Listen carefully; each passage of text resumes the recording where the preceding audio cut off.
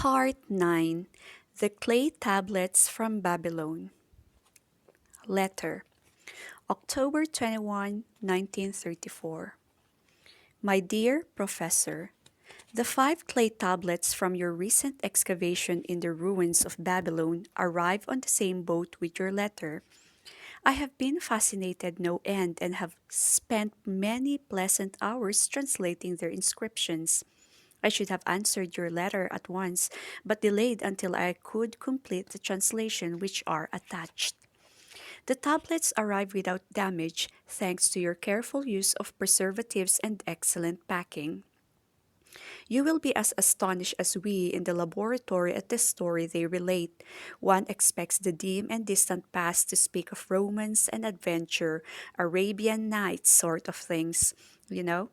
When instead it discloses the problem of a person named Dabasir to pay off his debts, one realizes that conditions upon this old world have not changed as much in 5,000 years as one might expect. It's odd, but these old inscriptions rather rag me, as the students say. Being a college professor, I am supposed to be a thinking human being possessing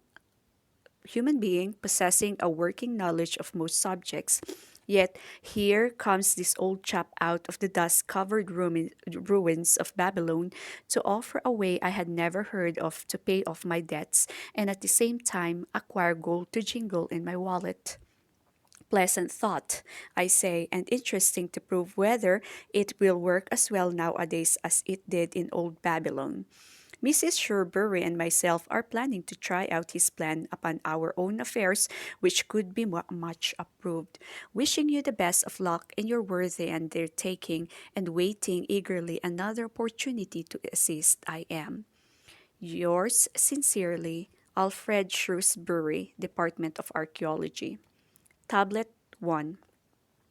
Now, when the moon becomes full, I, the Basir, who am but recently returned from slavery in Syria, with a determination to pay my many just debts and become a man of means worthy of respect in my native city of Babylon, do here engraved upon the clay a permanent record of my affairs, to guide and assist me in carrying through my high desires. Under the wise advice of my good friend Mathon the gold lender, I am determined to follow an exact plan that he doth say will lead any honorable man out of debt into means and self-respect. This man included 3 purposes which are my hope and desire. First, the plan doth provide for my future prosperity. Therefore, 1/10 of all I earn shall be set aside as my own to keep. For Mathan speaketh wisely when he saith, that man who keepeth in his purse both gold and silver, that he need not spend, is good to his family and loyal to his king. The man who hath but a few coppers in his purse is indifferent to his family and indifferent to his king. But the man who hath not in his purse is unkind to his family and is disloyal to his king, for his own heart is bitter. Therefore, the man who has wisheth to achieve much have coin, that he may keep to jingle in his purse, that he have in his heart love for his family and loyalty to his king. Second, the plan doth provide that I shall support and clothe my good wife, who hath returned to me with loyalty from the house of her father. For Mathan doth say that to take good care of a faithful wife putteth self-respect into the heart of a man, and addeth strength and determination to his purposes. Therefore, 7/10 of all I earn shall be used to provide a home, clothes to wear, and food to eat, with a bit extra to spend, that our lives be not lacking in pleasure and enjoyment. But he doth further enjoin the greatest care that we spend not greater than 7/10 of what I earn for these worthy purposes. Herein lieth the success of the plan. I must live upon this portion and never use more nor buy what I may not pay for out of this portion. Tablet 2. Third, the plan doth provide that out of my earnings my debt shall be paid. Therefore, each time the moon is full, 2/10 of all I have earned shall be divided honorably and fairly among those who have trusted me and to whom I am in debt. Thus in due time with all my indebtedness be sure paid. or be surely paid. Therefore do I here engrave the name of every man to whom I am in debt, and the honest amount of my debt. Pharaoh, the cloth weaver, 2 silver, 6 copper. Sinjar, the couch maker, 1 silver. Amar, my friend, 3 silver, 1 copper. Jankar, my friend, 4 silver, 7 copper. Askamir, my friend, 1 silver, 3 copper. Harinsir, the jewel maker, 6 silver, 2 copper. Dayarbakir, my father's friend, 4 silver, 1 copper. Alkahad, the house owner, 14 silver. Mathan, the gold lender, 9 silver. Birajik, the farmer, 1 silver, 7 copper. From here on, disintegrated cannot be deciphered. Tablet 3. To these creditors do I owe in total 119 pieces of silver and 141 pieces of copper, because I did owe these sums and saw no way to repay. In my folly I did permit my wife to return to her father, and didst leave my native city and seek easy wealth elsewhere, only to find disaster and to see myself sold into the degradation of slavery. Now that Mathan doth show me how I can repay my debts in small sums of my earnings, do I realize the great extent of my folly in running away from the results of my extravagances. Therefore, have I visited my creditors and explained to them that I have no resources with which to pay except my ability to earn, and that I intend to apply 2/10 of all I earn upon my indebtedness evenly and honestly. This much can I pay, but no more. Therefore, if they be patient in time, my obligations will be paid in full. Amar, whom I thought my best friend, reviled me bitterly, and I left him in humiliation. Birajik the farmer pleaded that I pay him first, as he did badly need help. Alkahad, the house owner, was indeed disagreeable, and insisted that he would make me trouble unless I did soon settle in full with him. All the rest willingly accepted my proposal. Therefore, am I more determined than ever to carry through, being convinced that it is easier to pay one's just debts than to avoid them.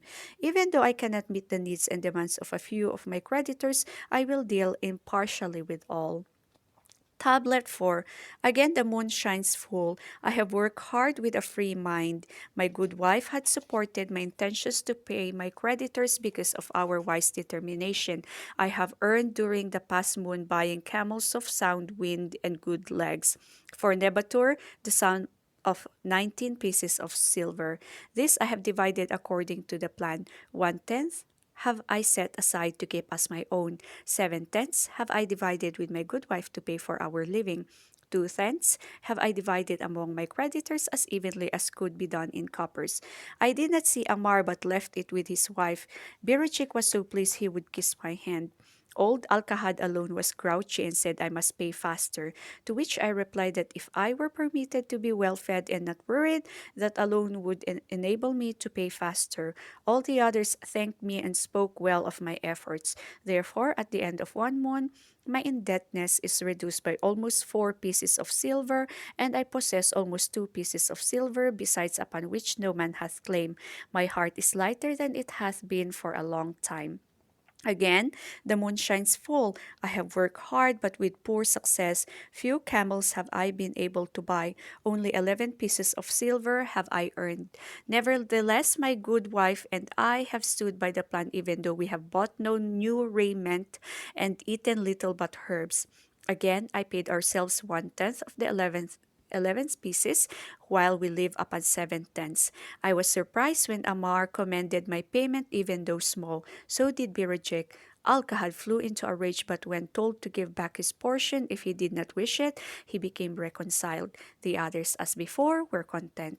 Again, the moon shines full, and I am greatly rejoiced. I intercepted a fine herd of camels and bought many sound ones. Therefore, my earnings were 42 pieces of silver. This moon, my wife and myself have bought much needed sandals and raiment. Also, we have dined well on meat and fowl. More than 8 pieces of silver we had paid to our creditors. Even Alcohol did not protest. Great is the plan, for it leadeth us out of debt and giveth us wealth which is ours to keep. 3 times the moon had been full since I last carved upon this clay. Each time I paid to myself 1/10 of all I earned. Each time my good wife and I have lived upon 7/10, even though at times it was difficult. Each time have I paid to my creditors 2/10. In my purse I now have 21 pieces of silver that are mine. It maketh my head to stand straight upon my shoulders, and maketh me proud to walk among my friends. My wife keepeth well our home, and is becomingly gowned. We are happy to live together. The plan is of untold value. Hath it not made an honorable man of an ex-slave? Tablet 5. Again, the moon shines full, and I remember that it is long since I carved upon the clay. 12 moons in truth have come and gone, but this day I will not neglect my record, because upon this day I have paid the last of my debts. This is the day upon which my good wife and my thankful self celebrate with great feasting that our determination hath been achieved. Many things occurred upon my final visit to my creditors that I shall long remember. Amar begged my forgiveness for his unkind words, and said that I was one of all others he must desire for a friend. Old Alcahad is not so bad after all, for he said, "Thou wert once a piece of soft clay to be pressed and molded by any hand that touched thee, but now thou art a piece of bronze capable of holding an edge. If thou needs silver or gold at any time, come to me."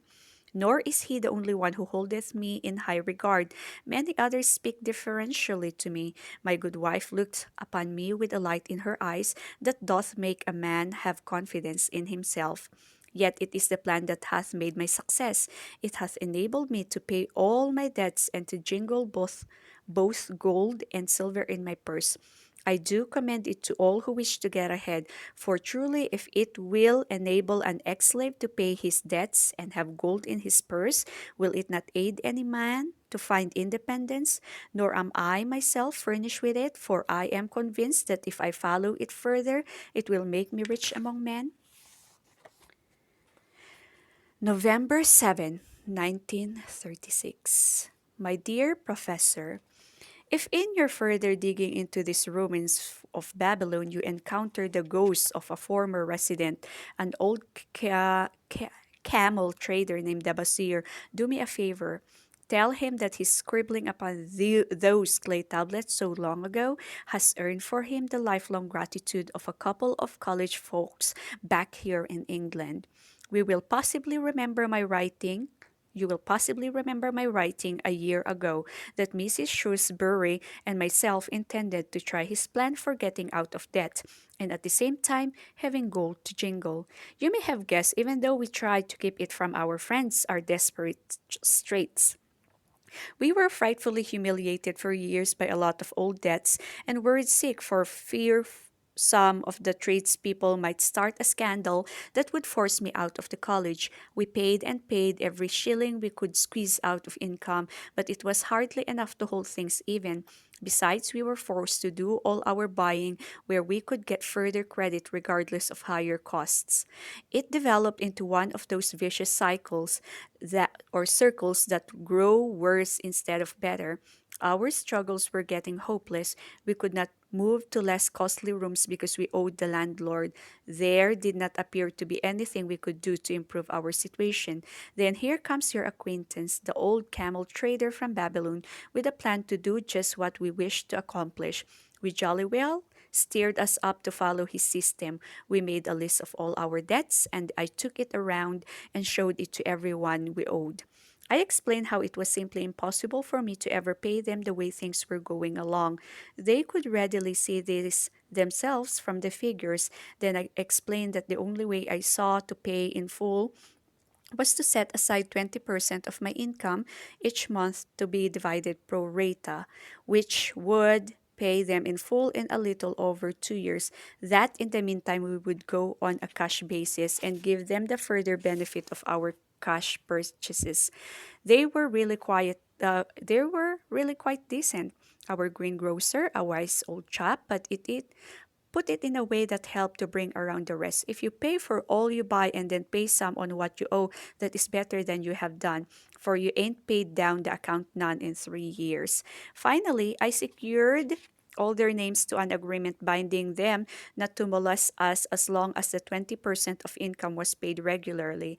Then we began scheming on how to live upon 70%. We were determined to keep that extra 10% to jingle. The thought of silver and possibly gold was most alluring. It was like having an adventure to make the change. We enjoy figuring this way and that to live comfortably upon that remaining 70%. We started with rent and managed to secure a fair reduction. Next, we put our favorite brands of tea and such under suspicion and were agreeably surprised how often we could purchase superior qualities at less cost. It is too long a story for a letter, but anyhow, it did not prove difficult. We managed and right cheerfully at that. What a relief it proved to have our affairs in such a shape we were no longer persecuted by past due accounts. I must neglect, however, to tell you about that extra 10% we were supposed to jingle. Well, we did jingle it for some time. Now don't laugh too soon. You see, that is the sporty part. It is the real fun to start accumulating money that you do not want to spend. There is more pleasure in running up such a surplus than there could be in spending it. After we had jingled to our heart's content, we found a more profitable use for it. We took up an investment upon which we could pay that 10% each month. This is proving to be the most satisfying part of our regeneration. It is the first thing we pay out of my check. There is a most gratifying sense of security to know our investment is growing steadily. By the time my teaching days are over, it should be a snug sum, large enough so that the income will take care of us from then on. All this out of my same old check. Difficult to believe, yet absolutely true. All our debts being gradually paid, and at the same time, our investment increasing. Besides, we get along financially even better than before. We would believe there could be such a difference in results between following a financial plan and just drifting along. At the end of the next year, when all our old bills shall have been paid, we will have more to pay upon our investment besides such some extra for travel. We are determined never again to permit our living expenses to exceed 70% of our income. Now you can understand why we would like to extend our personal thanks to that old chap whose plan saved us from our hell on earth. He knew, he had been through it all. He wanted others to benefit from his own bitter experiences. That is why he spent tedious hours carving his message upon the clay. He had a real message for fellow sufferers, a message so important that after 5,000 years it has risen out of the ruins of Babylon, just as true and just as vital as the day it was buried. Yours sincerely, Alfred H. Shrewsbury, Department of Archaeology.